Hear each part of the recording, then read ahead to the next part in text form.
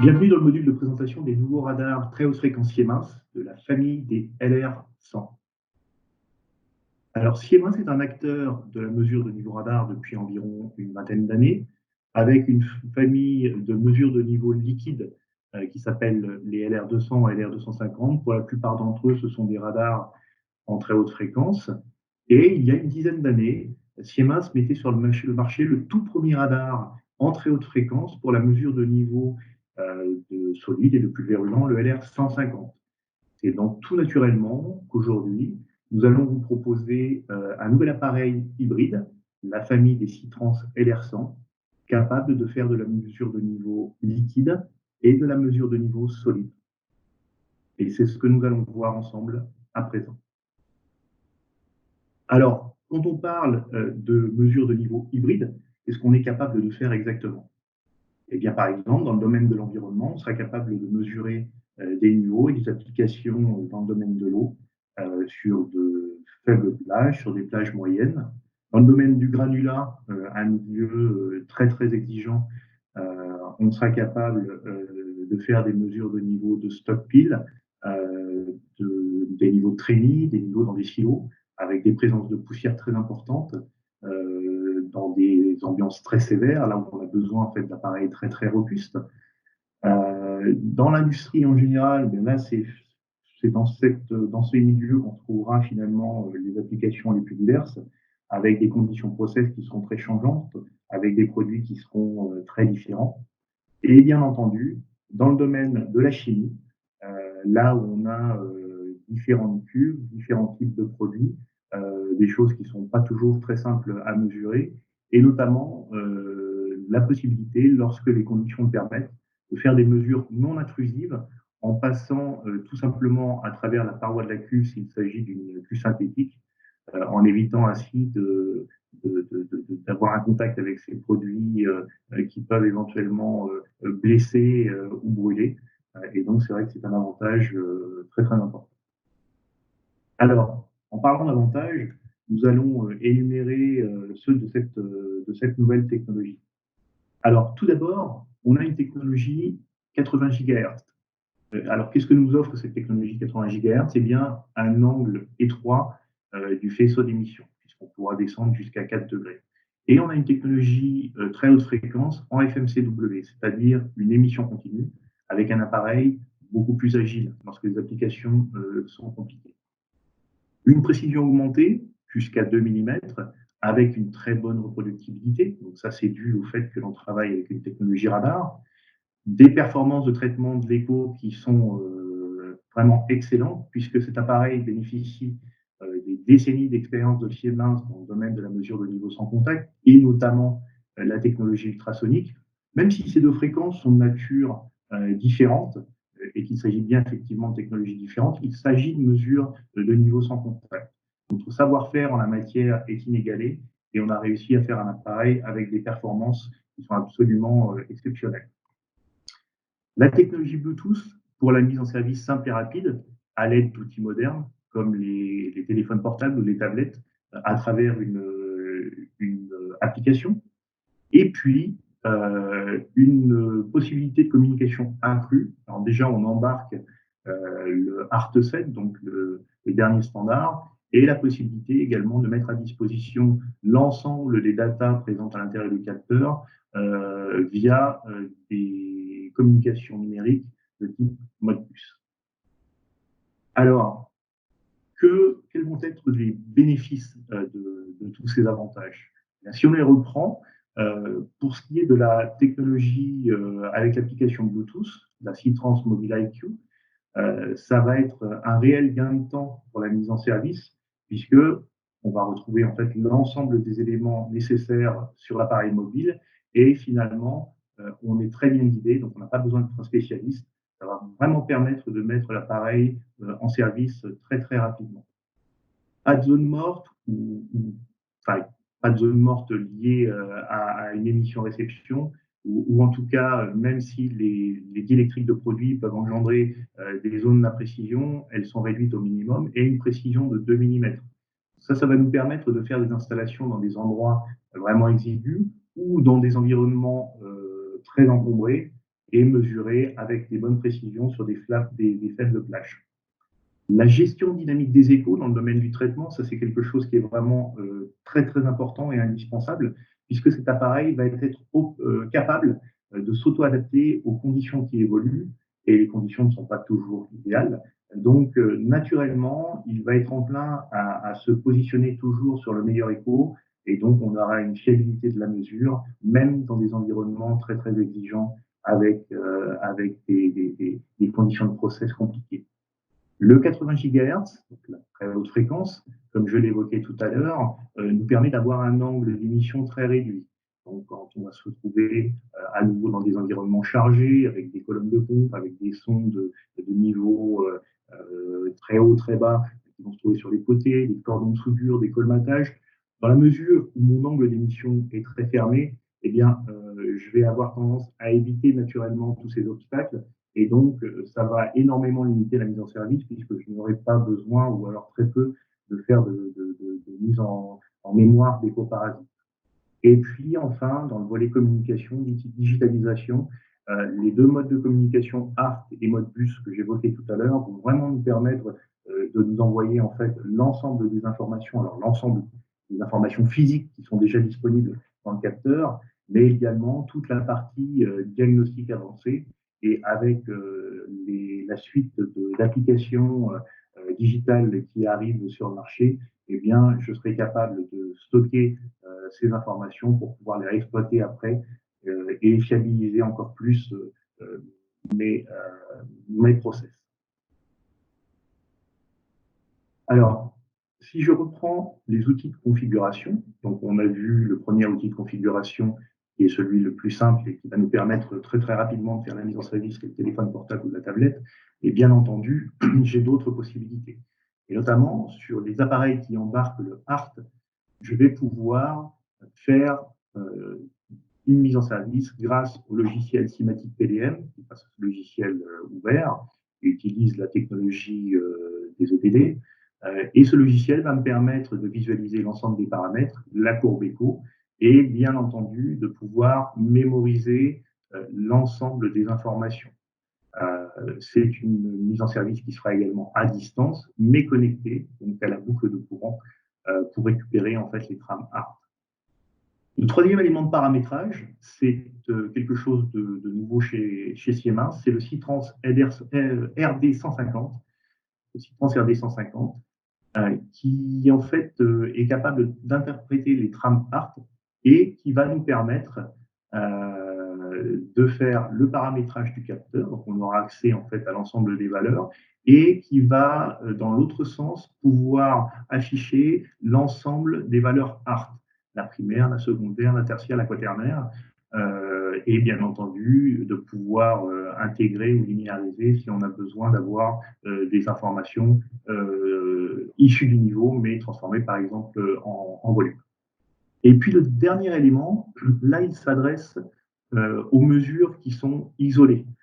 C'est le RTU 3030, c'est un petit module de télégestion qui va nous donner la possibilité de nous connecter aux capteurs qui sont quelque part tout seuls dans la nature, que ce soit de façon unitaire ou alors une grappe de capteurs isolés. Et comme ce RTU 3030 est capable de supporter le HART, eh bien, on aura également, à l'aide du Simatic PDM, la possibilité à distance de faire le paramétrage de ces différents capteurs. Alors, l'application. L'application s'appelle MobileIQ. Elle est disponible sous Android et iOS, et donc vous pouvez la télécharger à partir de l'Apple Store ou du Play Store, et elle va mettre à votre disposition l'ensemble des informations nécessaires pour faire le paramétrage du capteur. Alors comment ça va se passer? Eh bien, une fois que votre capteur, votre radar est sous tension, vous allez lancer MobileIQ qui va scanner en fait son environnement et vous allez voir l'ensemble des devices, des capteurs qui sont actifs à proximité. Vous choisissez le capteur qui vous intéresse et dans ce capteur, avec ce capteur, lors de la livraison, un code a été livré à l'intérieur du carton. Donc, chaque capteur a son propre code pour des raisons de sécurité. Vous rentrez le code dans l'application et là, vous allez avoir accès à toutes les pages du menu. Alors déjà, une page principale, un écran principal qui va vous donner un certain nombre d'informations, comme par exemple l'état du capteur. Donc là, en l'occurrence, un petit flag vert si l'état est correct. Et puis des informations concernant le niveau correspondant en fait au paramétrage de base qui a été fait, la distance, la qualité du signal pour savoir déjà, pour avoir une idée de ce que nous donne la réponse du radar sur le produit mesuré et la température de l'appareil. Et puis en naviguant en fait à l'aide des petits icônes ici en bas, on va pouvoir aller faire le paramétrage. Donc là, à nouveau, on va être guidé par un certain nombre de phrases en texte clair et puis de petits pictogrammes qui vont nous indiquer en fait quelle valeur on recherche. Et donc, c'est vous qui allez donner l'ensemble des informations sur votre application, s'il s'agit d'une mesure de niveau solide, si on est agité, si on a des temps de variation rapide, etc., etc. Et c'est ce qui va déjà permettre de qualifier l'application et de donner finalement à l'appareil une idée du type d'environnement dans lequel il va se trouver et de pouvoir anticiper, calculer, évaluer au mieux possible et traquer le bon écho. Une fois qu'on a fait ces paramétrages, on a accès à un certain nombre d'éléments et notamment la courbe écho pour pouvoir voir la qualité du signal que l'on récupère, savoir si effectivement on est calé sur le bon signal, le bon écho, et le cas échéant, si nécessaire, pouvoir faire une mise en mémoire d'un écho parasite qui pourrait éventuellement venir nous perturber. Et afin de pouvoir évaluer en fait le fonctionnement en dynamique, on a une fonction de tendance qui va nous donner tout simplement des informations concernant les variations de niveau. Donc c'est très important parce que si on a des variations de niveau rapides, eh bien on va vraiment se rendre compte immédiatement que l'application vit et voir si effectivement la réaction est tout à fait normale. Autre élément disponible sur le capteur, c'est un QR code que l'on retrouve sur le côté de l'appareil. Et si vous flashez ce QR code, eh bien, vous allez avoir accès à l'ensemble des informations, au manuel, au certificat, si vous êtes, par exemple, vous avez besoin d'une confirmation par rapport à la zone, à l'outil de configuration, bien entendu au MLFB du capteur et à son numéro de série. Si vous avez des questions après à poser en ligne à nos services, eh bien, le numéro de série peut être très important. Donc, finalement, on n'a plus besoin de documentation. On peut partir uniquement avec son élément mobile à la mise en service et on a vraiment, en quelques clics ou en quelques scans, l'ensemble des informations nécessaires pour pouvoir avancer. Alors, ici, on arrive en fait à la page des accessoires. Donc, des accessoires qui sont très, très cohérents par rapport à notre gamme ultrasonique et à notre gamme radar. C'est un gain pour l'utilisateur parce que finalement, il y aura les mêmes références et ça va simplifier énormément son installation, voire même éventuellement, s'il s'agit d'un rétrofit, simplifier son rétrofit. Donc, pour les mesures de niveau solide, on va retrouver l'ensemble des dispositifs d'orientation, importants pour pouvoir aller chercher finalement le niveau le plus bas dans un silo lorsqu'il s'agit d'une mesure de niveau solide, puisque c'est essentiellement sur ce type de mesure que l'on va utiliser ce genre d'accessoires. Pour tout ce qui est liquide, on aura plutôt des accessoires type potence pour un montage sur le côté. Donc là, à nouveau, on est sur des choses qui sont standards chez Siemens et qui sont multi-gamme.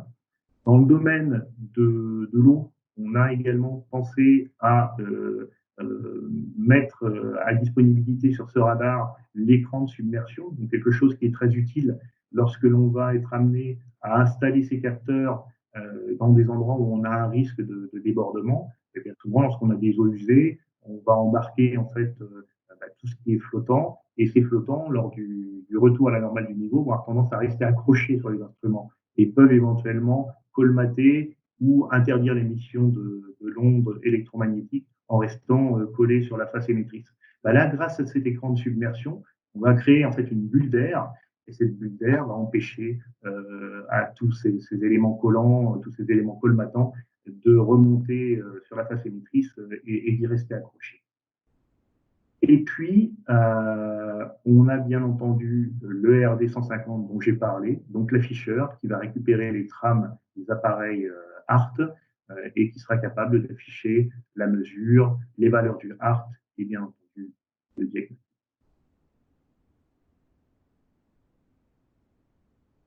Alors, si on regarde un petit peu tous les individus de cette famille à la loupe, on retrouve en fait trois capteurs, le Citrans LR100, le Citrans LR110 et le Citrans LR120.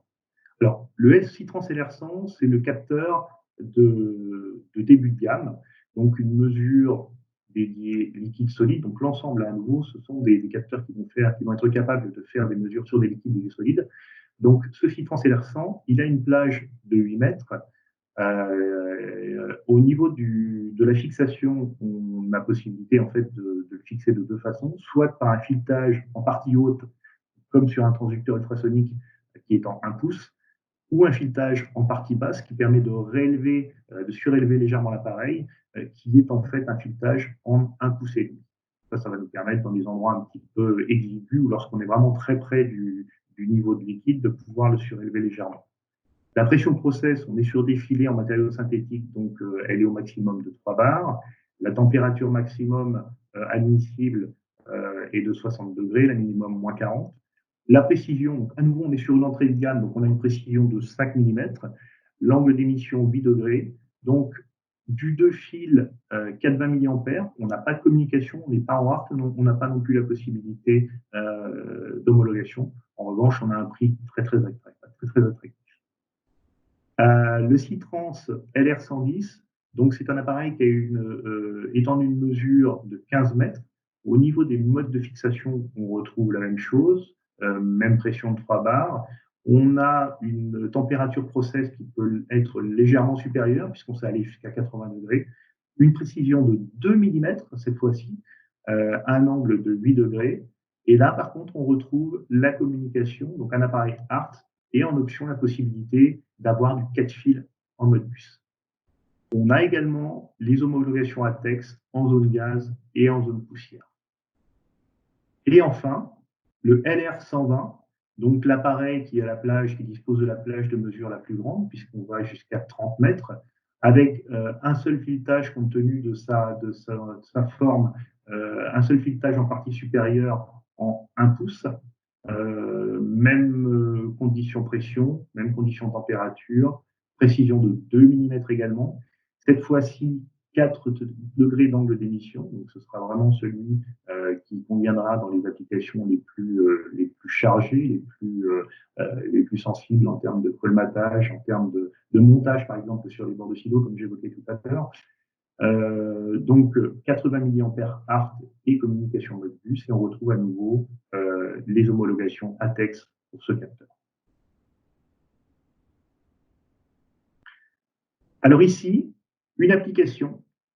Donc une application sur les liquides, c'est l'application typique que j'évoquais tout à l'heure quand je parlais de stockage de produits chimiques. Donc on est sur une mesure non intrusive qui est faite à travers la paroi non conductrice d'une cuve. Alors sur ce type d'éléments, les mesures de niveau sont souvent demandées. Il y a un seul piquage donc, qui sert au remplissage ou à la vidange des bidons. Et bien entendu, comme c'est des éléments qui doivent voyager, il est hors de question de les modifier mécaniquement. Donc le fait de pouvoir faire une mesure non intrusive est très pratique, aussi bien pour l'installation que pour même le positionnement du bidon, puisque quand il est rempli, quand il est vide, il faut qu'un chariot élévateur ou qu'un opérateur puisse l'enlever facilement. Et bien là, finalement, on va résoudre de façon très simple cette appli en positionnant le capteur au-dessus et en mesurant à travers la paroi de la cuve. Deuxième application, donc une application sur une trémie de granulat. Donc là, on retrouve l'élément indispensable qui est le kit d'orientation qui va nous permettre de viser vraiment jusqu'au fond de la trémie pour pouvoir suivre le produit jusqu'au dernier moment. Et là, on voit que l'appli sur le téléphone portable ou sur la tablette est vraiment indispensable, puisque l'opérateur peut aller sur site et se rendre compte de ce qui se passe à l'intérieur de la trémie, par conséquent, de vraiment pouvoir faire des réglages optimales en ayant les mouvements du process des yeux. Donc, en conclusion, ce que l'on peut dire, c'est que Siemens a vraiment une très très longue expérience dans la mesure de niveau sans contact, que ce soit l'ultrason ou le radar. Et on voit qu'aujourd'hui, finalement, on vient vraiment compléter complètement cette gamme. Donc, on a forcément une solution adaptée à votre problématique et à votre budget. Donc, vous pouvez nous contacter pour qu'on en discute ensemble.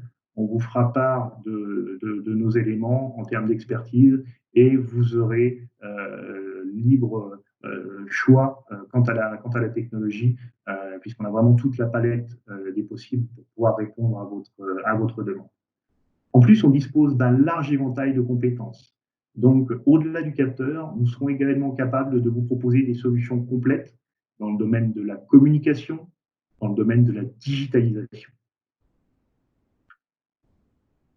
Vous trouverez des documents complémentaires sur cette nouvelle gamme famille Citrans LR100 sur notre site, mais également sur ce salon virtuel.